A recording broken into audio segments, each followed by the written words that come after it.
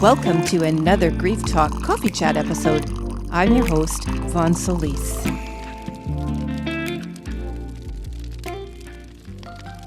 So welcome to another Coffee Chat episode. These are solo episodes where I dive deep into topics that are of interest to me. They might be out in the media as well right now, and I hope that they are of interest to you. Talking about things that are uncomfortable related to grief, suicide, trauma, and other situations helps us to start a conversation. And for those of us that need this conversation because we've been impacted by something that people don't want to talk about, is one of my missions to change on this podcast. So today we're going to be talking about the myths and truths of suicide. The myths, I'm going to be identifying 7 that have been written about recently in an article, which I will be putting the link below if you want some more detail on what clinicians have been saying, or I should say identifying about myths of suicide. And I was so ecstatic actually when I saw this article recently, because I did lose my daughter. For those that have not seen previous episodes, I did lose my daughter Janae at age 22 to suicide in July 2005. Needless to say, it was a shock. It's taken years and years and years to learn how to live with the trauma of that situation. I do have PTSD as a disorder, and I clearly have another disorder called prolonged grief disorder that was just recently entered into the DSM-5, the Diagnostic Manual for Clinicians, and otherwise known as complicated grief. So without a lot of conversation about things that are uncomfortable, including PTSD and now the new prolonged grief disorder, speaking about the myths of suicide was like, for me, opening up a Christmas present. And I was like, whoa, what's happening? What's new? Why are they talking about this? Why did this make an article, a full-blown media article, probably that went around the world? This article came out in conjunction with the rollout of a 988 National Suicide Prevention Hotline in the U.S. in mid-July. In Canada, I just want to say there has been a push politically to pass a 988 bill in Parliament, and it was passed, and then we had an election, and that bill has gone somewhere. I don't know where it has gone, but there has been some resistance in Canada for a few different factors about initiating a 988 hotline across the country. Some of these, from what I've read, are the technical complexities, the cost that it would be, and integrating the line across the country.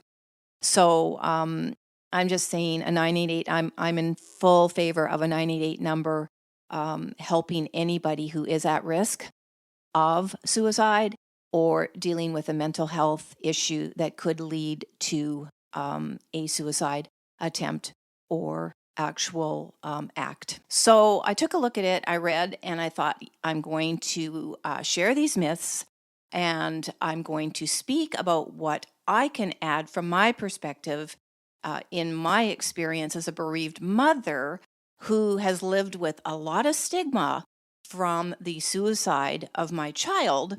And it is the same stigma I would offer that any loved one lives with, no matter the age of the individual in their family who died, or I should add as well, as a really good friend. Whatever the relationship was, suicides can have lasting impact on people that weren't even related to that person, such as a really good friend who maybe took their life when you were a teenager, or was a really, really, good family friend, maybe friends of your parents. Suicide is not just people of a certain age that are dying.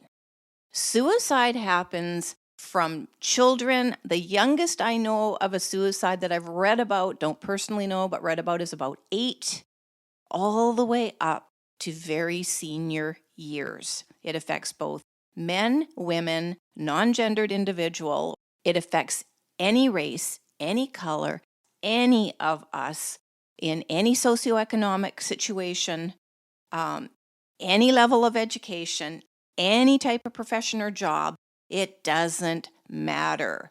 No one is safe from losing a loved one to suicide. And I would argue no one is truly safe from the risk of even having just suicidal thoughts in reaction to something that is going on in our life that could be very temporary and immediate. So let's dive into the myths, okay? And let's see if it helps us change our mind about suicide. It helps us change our mind about a loved one if we have lost someone to suicide, and helps us actually just have a little bit of a different conversation about suicide. So, myth number 1. And again, these are identified by clinicians in the mental health field. Myth number 1 is that everyone who attempts suicide has a mental health condition. Clinicians say this is absolutely not true.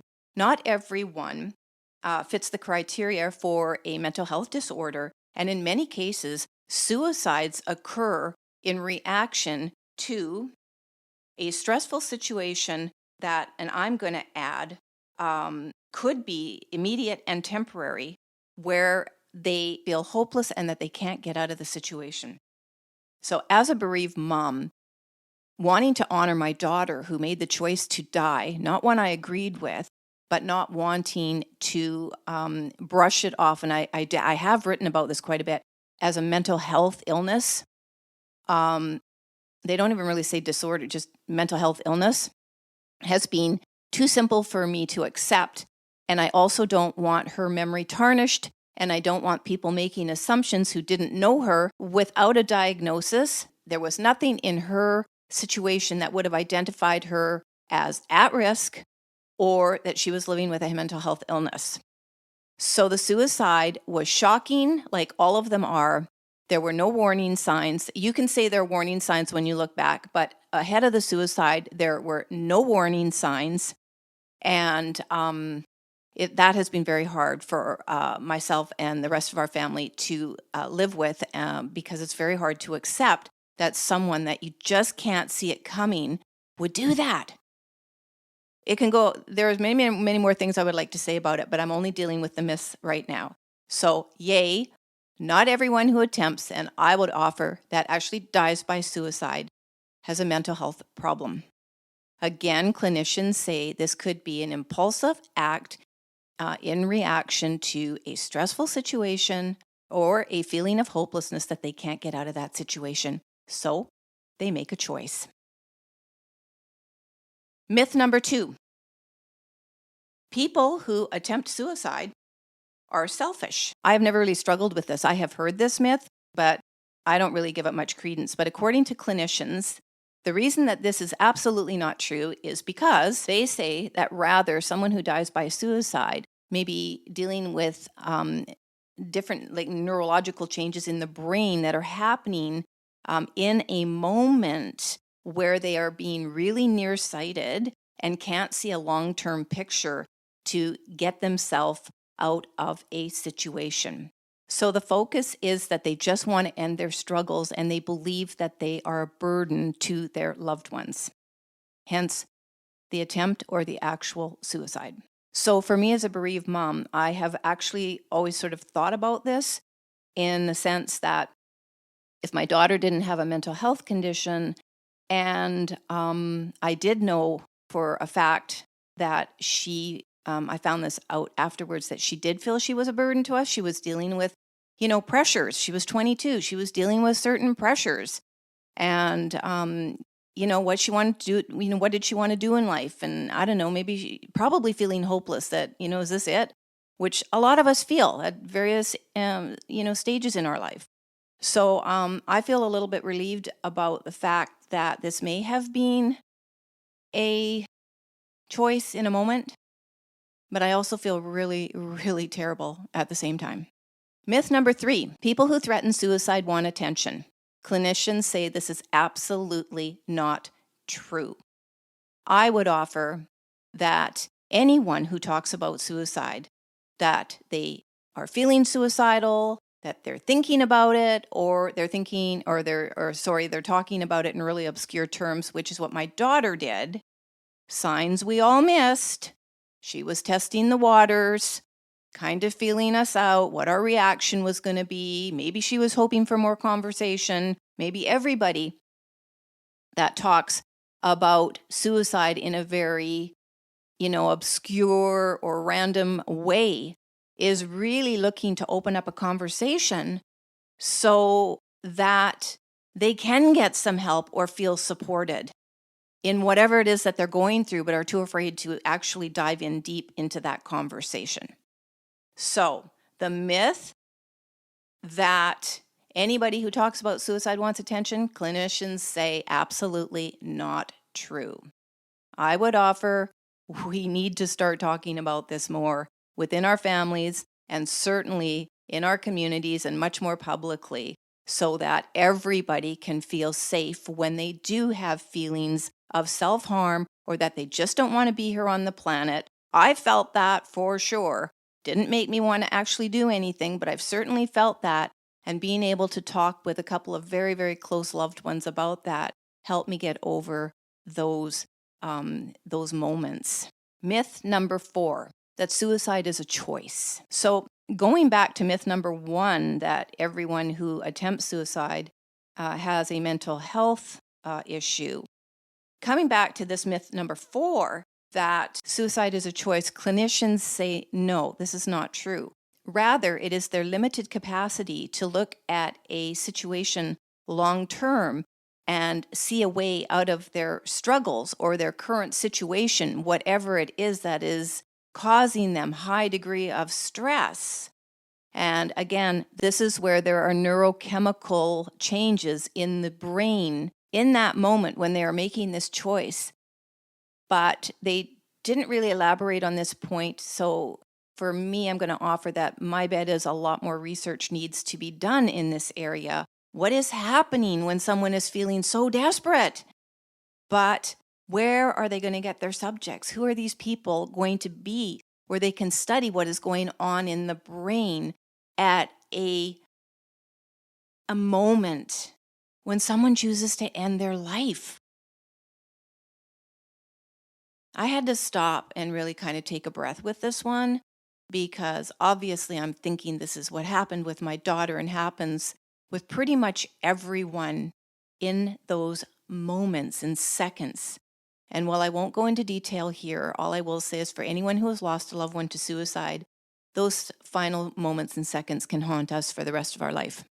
Myth number 5, that talking about suicide will actually lead to or encourage other people to attempt or die by suicide. Clinicians say not true. In fact, their view is that having conversations with other people about this opens the way for those who are vulnerable and at risk to share some of what they're feeling, their story, their current experience, and just talking it out. This is totally what my work is all about.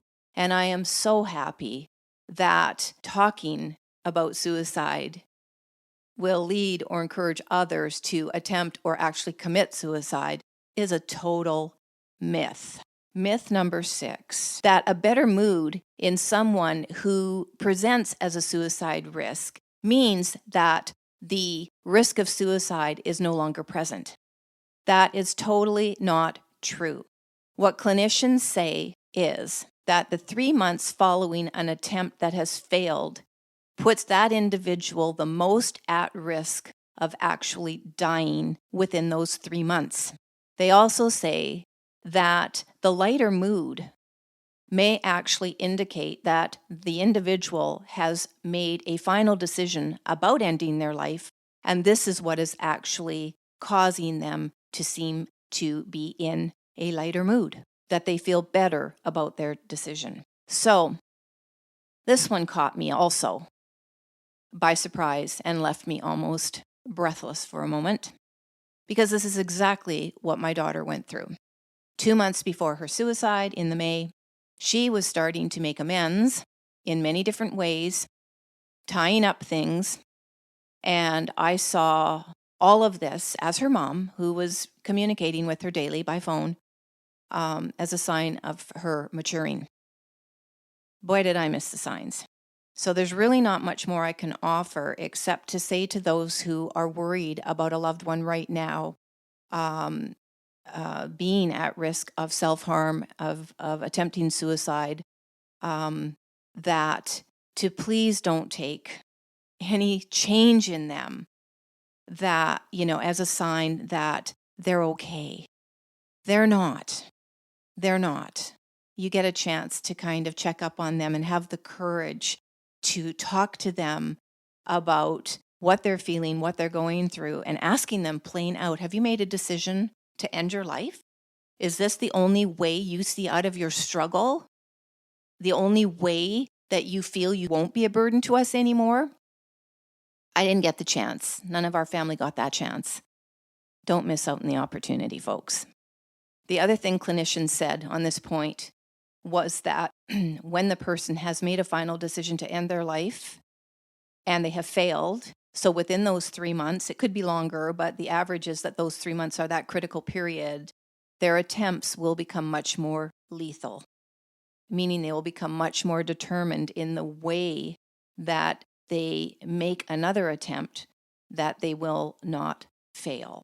By the way, I hate the word lethal, but I'm saying it here so that we understand the seriousness is just way too light a word for this, but the reality of the fact that suicide is lethal. Myth number 7, you can't prevent someone from attempting suicide. So clinicians say this is not true. Research shows that interventions can sometimes offer individuals who are at risk of suicide to look at their situation as being given a new lease on life. However, this doesn't work for everybody. It can depend on 2 things. 1, genetic makeup, and 2, dynamic factors, which are things that are constantly changing in that individual's life. So what may impact them one day, and they may see this as a new lease on life, the next day something could rock their world and they may be at risk of attempting or completing suicide. In the end, clinicians said people are going to do what they want to do. And as a bereaved mom, I'm going to offer that we can never, ever become complacent in the compassion and care that we offer not only our loved ones, but each other. If you or anybody is at risk watching or listening to this episode, please, please, please talk to somebody, reach out, get help. In the States, you've got that 988 number. In Canada, we have health lines, texting, and so on. And I'll put links below. I'm personally, and it's not that I'm against 10 or 11 digit lines to call or numbers to call, but anything is better than nothing. But Canada, we need to get a 988 number. I'll put a link below to a petition to get this number implemented in Canada. It doesn't cost anything. You can donate if you want, or you can just share the link at the time of airing this episode if that petition is still going around. Their goal was to get 35,000 names.